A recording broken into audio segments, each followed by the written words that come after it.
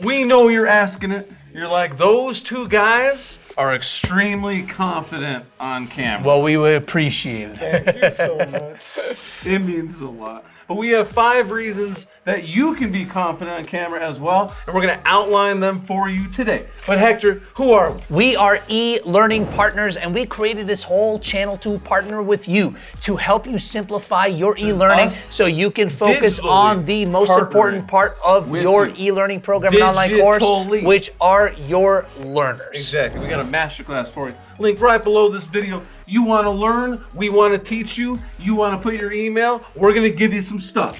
And that stuff is all about your learners. You're going to become good at it. You're going to launch a course. You're going to make money. You're going to save money. Your employees are going to be happy. Your learners are going to be happy.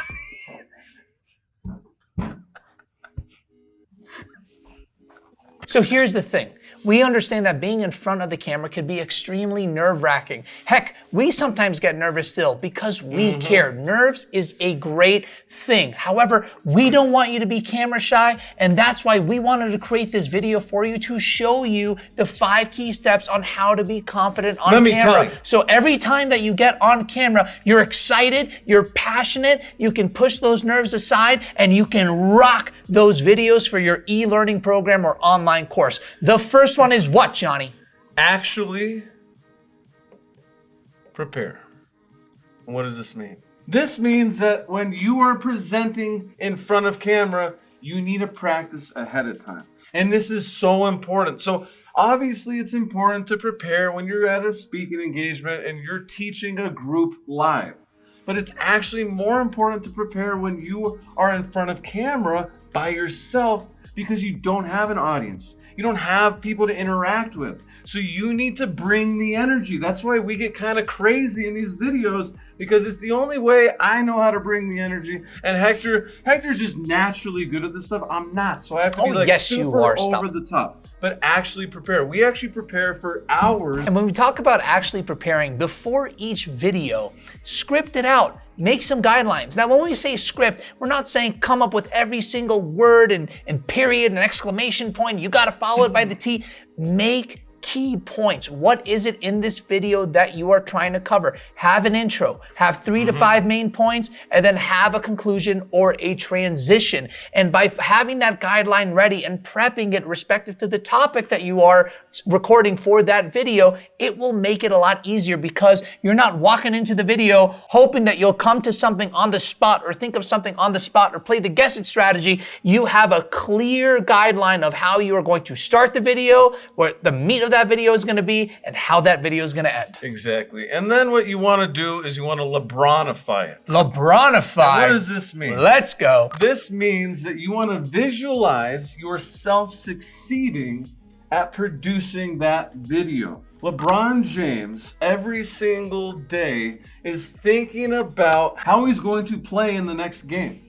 He puts a ton of effort into this. There are so many athletes that do this. The Williams sisters, Michael Phelps, just to name a few more. Lebronification, we just thought this was a really cool way of saying visualization. We love LeBron, and he is so good at this. Take this to your studio when you get on camera. Be like LeBron. And after you actually prepare and you create those guidelines of what the videos will look like that you are recording that day, we're not saying take a whole hour or 3 hours to Lebronify. We're saying sit down, close your eyes, eliminate all distractions, put your phone to the side, and picture yourself in front of camera going through each video. So when you get in front of camera, by actually being prepared, by Lebronifying it, you're feeling even more confident getting in front of that camera. And if you want to take it to the next level, take a nap before your shoot. Number 3, no, LeBron James legitimately takes a nap before every single game. Pretty cool. And even though we know that LeBron is an amazing basketball player, you don't actually have to be a one-take wonder. This is just something you don't have to do. You don't have to be the one-take wonder.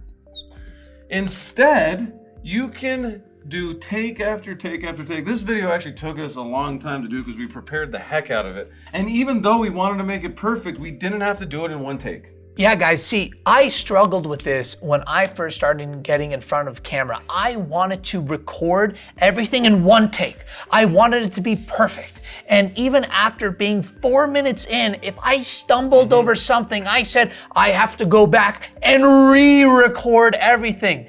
That's the beautiful thing about video. You don't have to do that. You can take multiple takes, and that's the power of post-production and editing. So and you don't can stop and start. Exactly. So don't put the pressure on reset, yourself. And start. Exactly. Don't put that pressure on yourself. Take your time, have fun. Whether if it's 1 take, 10 takes, 20 takes, 50 takes, take as much time as you need to get that video done. And even though you're actually going to prepare and you're going to visualize it, so you want to make sure that you use your own words. And essentially here what we're talking about is be yourself. Be yourself. Many times when people get in front of camera, they try to act like a different person, or they try to act scripted, or they try to act like an actor or whatnot. Remember, people are purchasing your course, an e-learning program, or taking your e-learning program if you're developing this for your employees, for you, the subject matter expert. They're investing in you, the subject matter expert. They love you. They love your content. So use your own words. Be yourself, be you, and that's what's going to attract more people to purchase your course. Even if you have a scripted video and you're reading the script, and in the moment you don't agree with what you wrote in the script, you can change it.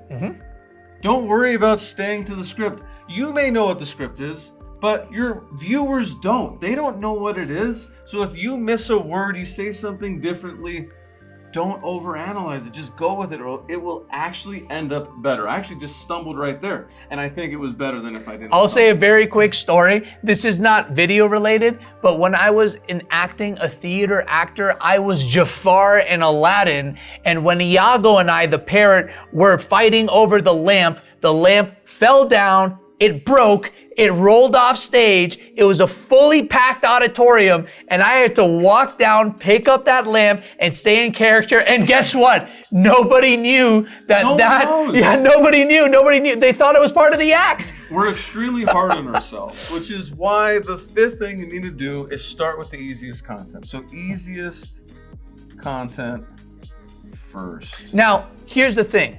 There may be some of you saying, wait a second, I've heard a lot of mentors and coaches start with the hardest thing, or the thing that's gonna take most time. So when I use that energy and I get to the easiest thing, I can, easily complete it or whatnot. The reason why this is applicable and we flip it here, the easiest content first, is because you wanna warm up. When it comes to being in front of camera, you want to warm up. Think of, again, LeBron. Think of any of your favorite sport athletes. They always warm up before the game, before the race. They always warm up so they are ready to hit full speed. The easiest content first allows you to warm up, get the jitters out, get you in that flow state, allow you to rock and roll. And honestly, what we find, going back to this one take wonder piece, the first couple of videos we shoot, we end up reshooting them anyway. We get through the entire video and we're like, okay, well that was like a 5 or 6 out of 10. We can make that an 8 or 9 out of 10. So then we redo it. And then the next time throw it, it is so much easier. So start with your easiest content first. And you know what? We got a video recommendation for you. If you click right here, you will go to that next video of how to dress for your video shoot. So go click right here and we will see you in the next video. You know what I'm saying?